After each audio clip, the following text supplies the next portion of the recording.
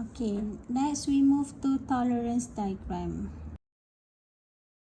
Okay, so in tolerance diagram, you can see there are several keywords. Okay, if you look here, okay, this is the tolerance diagram. Okay, so basically if you can see here, this tolerance diagram is the general tolerance diagram. Okay, so let's see, we have this one, our tolerance diagram. It is from 0 to pi. Okay, so we have our signal.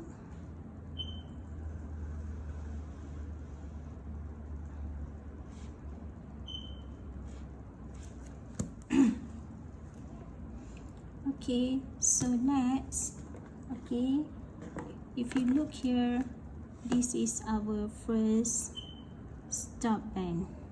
Okay, so for stop band, it is WS1.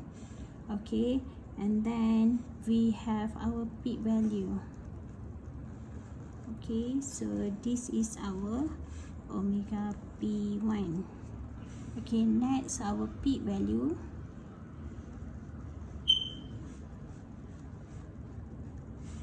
WP2, and then we have our stop value, WS2. So basically, if you look here, okay, this is our delta S1. This can be or delta S2, okay, and then we have passband ripple,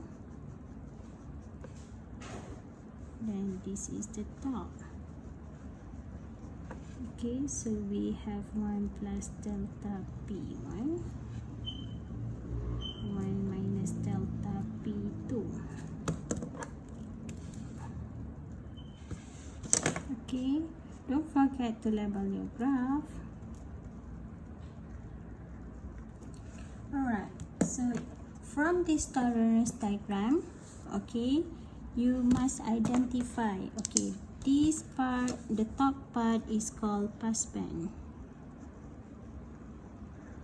Okay, this part is called stop band.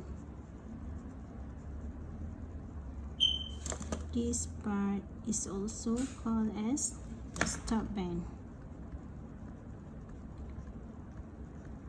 Alright, so the difference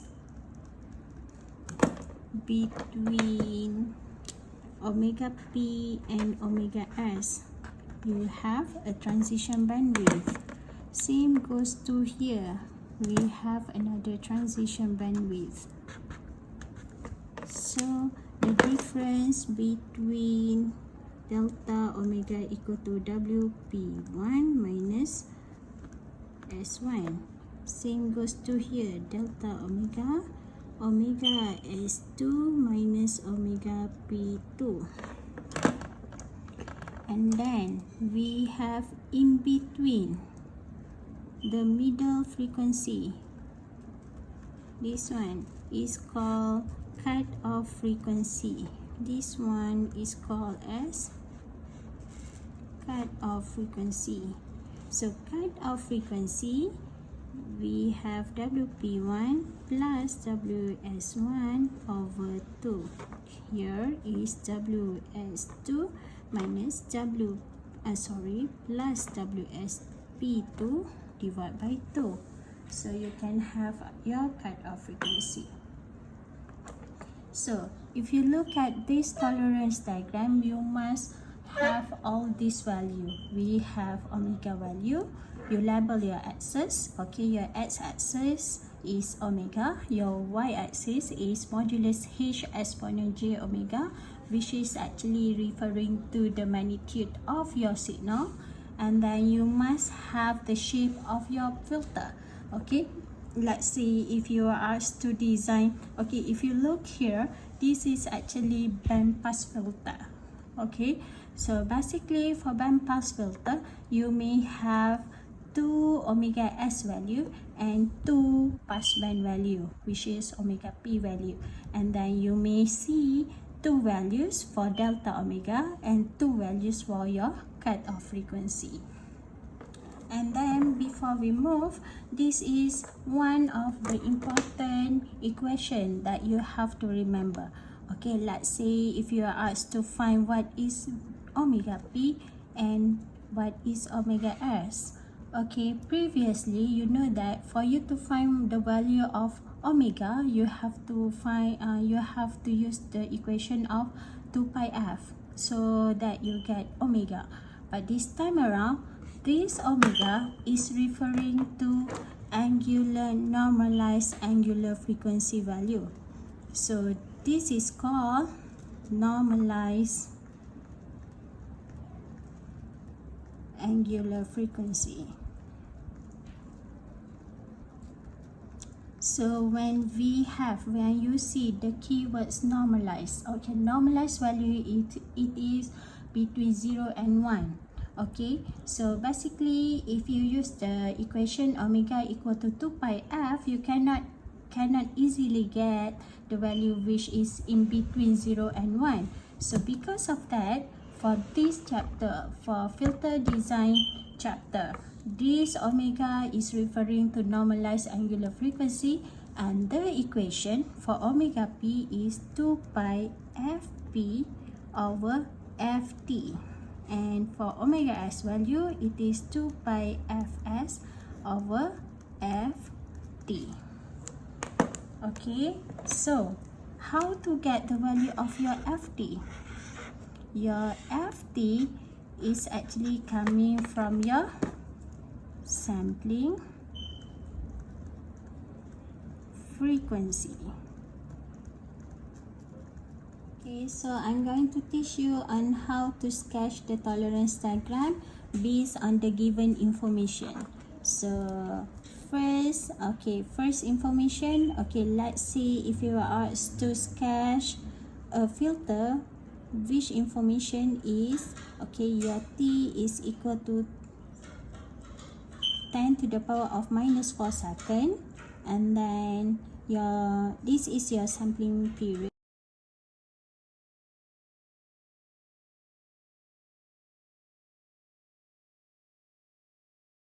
Okay, so basically this is the kind of specification. So if you look at this specification, you cannot easily know, okay, this one is referred to FP or FS, and same goes to here. So what you have to do is, okay, you look at the values. Okay, the values is actually, if you look at this value 0.99, the magnitude is between 0.99 and 1 for 2 kilohertz. So if you look at this value, this value is actually at the top, okay, the top of the signal. So best from here you may know that this is actually the passband value. Okay, so because of you know that this is the passband value, so your 2 kilohertz it is actually your FP, and this magnitude is actually at the lower part, which is less than 1, okay, which is very small, which is 0.01. So basically from here also, from this condition also, you know that your 3 kilohertz is meant for your FS. Okay? So first, when you want to sketch your tolerance diagram, so your tolerance diagram, first you have to label your graph. Don't forget to label your graph. Okay, y-axis is your amplitude, your magnitude. So if you look here, your magnitude is to the power of 2, so don't forget to put the power of 2. Okay, so next what you have to do is you need to determine your normalized angular frequency. So normalized angular frequency for passband is 2 pi fp over ft. Okay, how to know the value of your ft? Ft is equal to 1 over t. So 1 over t is 10 kilohertz. Okay, so you will have 2 pi 2k over 10k. So you will get 0.4 pi. This one 2 pi fs.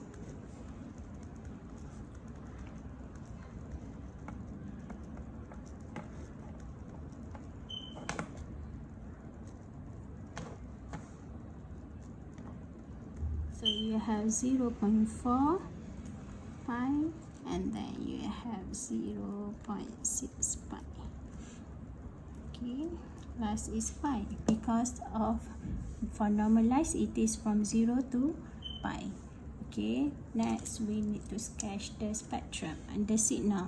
Okay, so the value of the magnitude is 0.01, less than 0.01, and then between 0.99 and 1.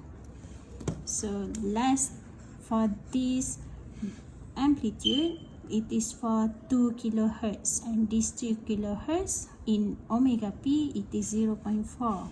So you have 0.4. So going down.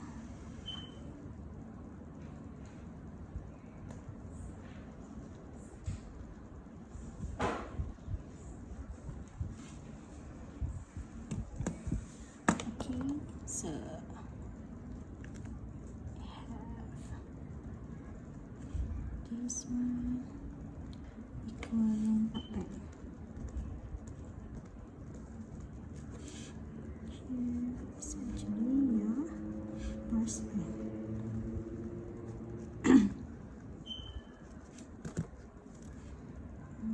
This value is actually for your omega p, and this value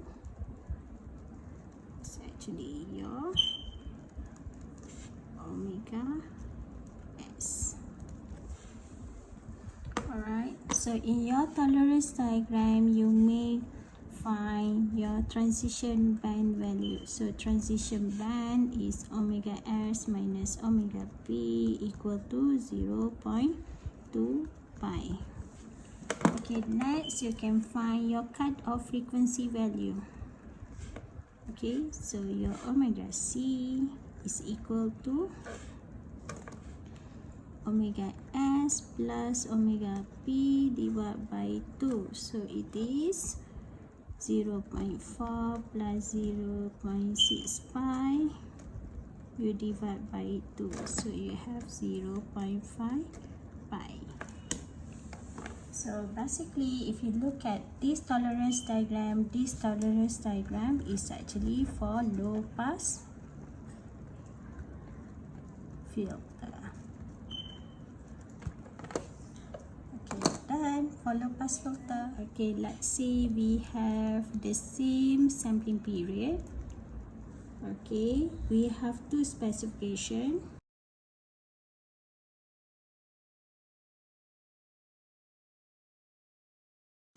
Okay, so if you look at this specification, you have two specification, and if you look at this specification again, you have three magnitude value. So if you look at this value is too low, and this value is actually at the top.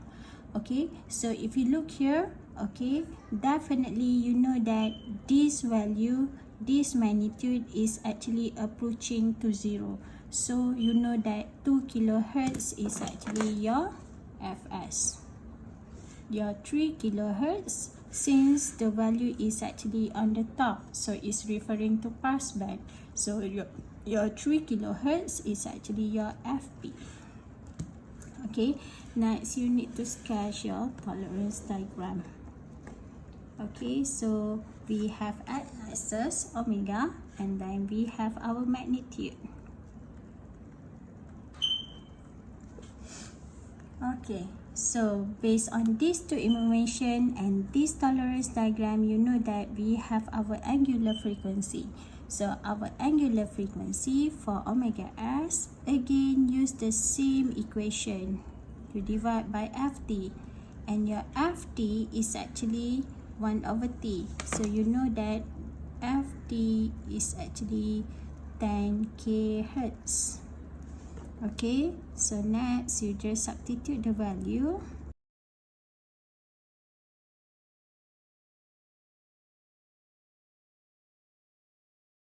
Okay, next you have 0.01, 0.9921.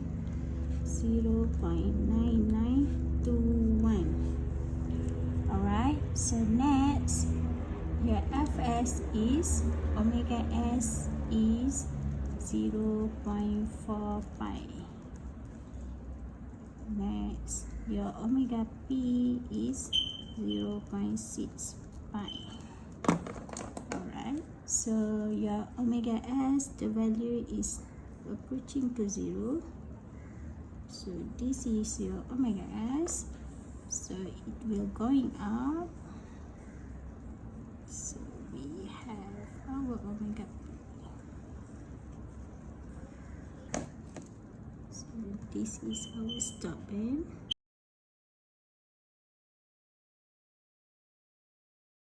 Next, you know that this is our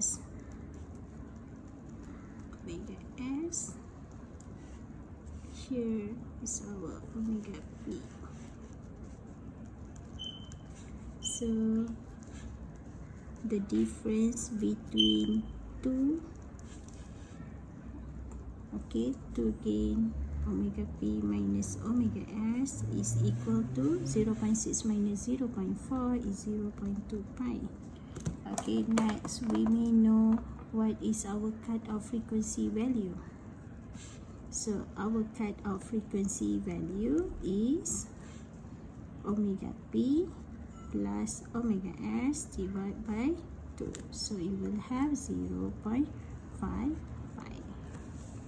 Okay, so if you look at this filter, you know that this filter is referring to high pass filter. Let's say in your specification you have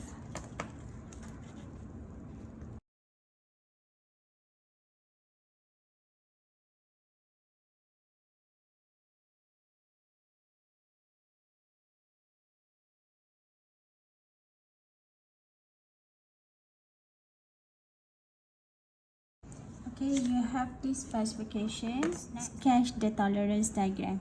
So if you look at this specification, okay, we have 3 specification.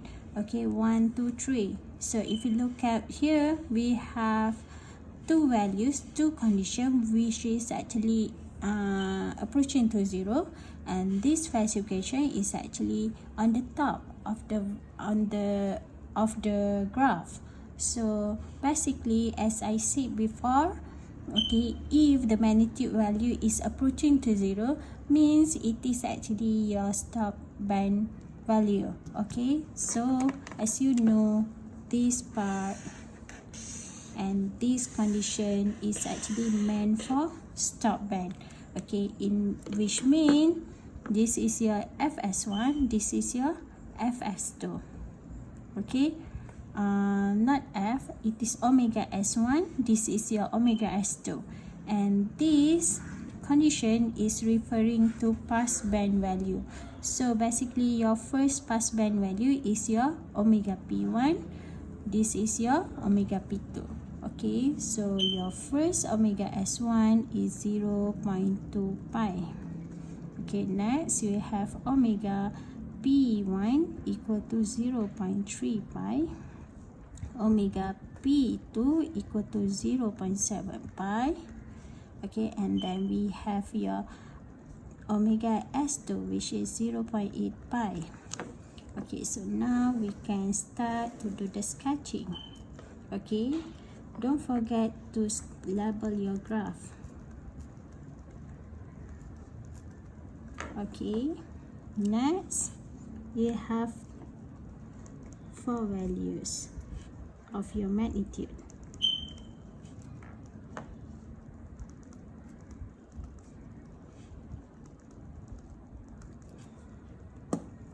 Okay, for the first one, it is from 0 to 0.2 pi, and then we have 0.3 pi to 0.7 pi, and then starting from 0.8 pi to pi. Okay, so we start with the small one.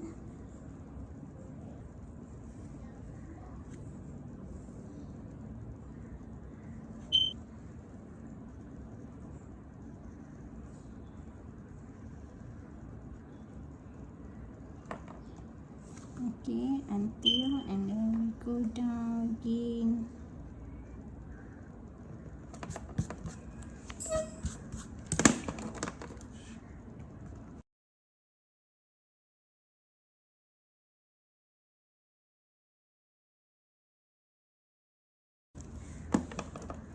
Okay, so this is our omega S1.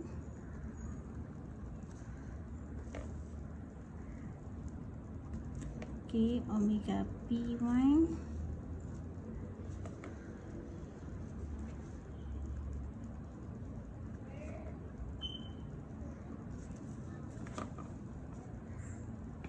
Then we have our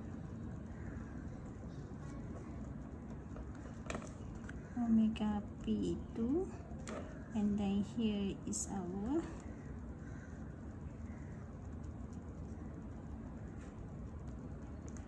omega S2. Alright, so between the difference, we have W omega delta omega 1 is equal to omega P1 minus omega S1, so we have 0.1 pi. Okay, so here and here we have delta omega 2, again omega S2 minus omega P2, which is 0.1 pi. Okay, next you can determine your cutoff frequency value. Okay, so we have WC1, we have